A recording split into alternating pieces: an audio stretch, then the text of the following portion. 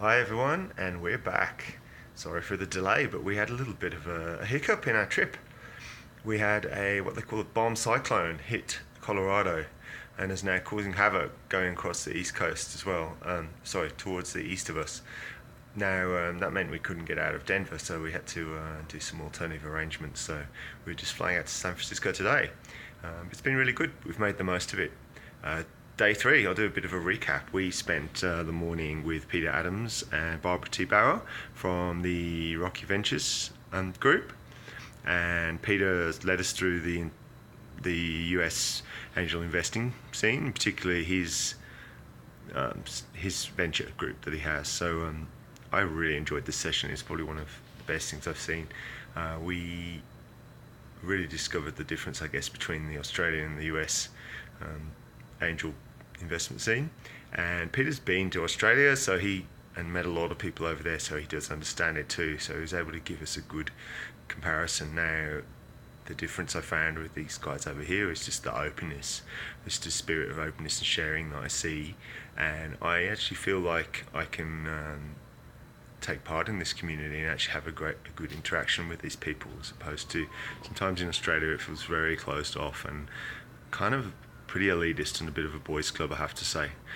It's far from that here, so I'm really enthusiastic that things might change in Australia, especially if people like Peter and Heather and Barbara make their way over to Australia and start to bring across some of their good practices.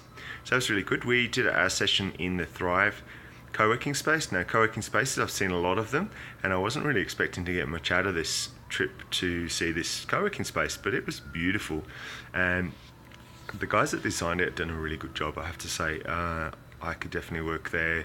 They paid quite a bit of attention to the environment within the co-working space, so they had really good underfloor heating and cooling, great plants around the office, a lot of nice coffee, good kitchens, lots of really nice little nooks all over the place with comfy furniture where you can hang out. It definitely felt like somewhere you'd want to actually hang out and actually want to be at. So I think that's the key thing, takeaway there with the co-working spaces. They need to be places you want to go to, not just for the people, but they need to be nice environments. Otherwise, we'll just stay at home.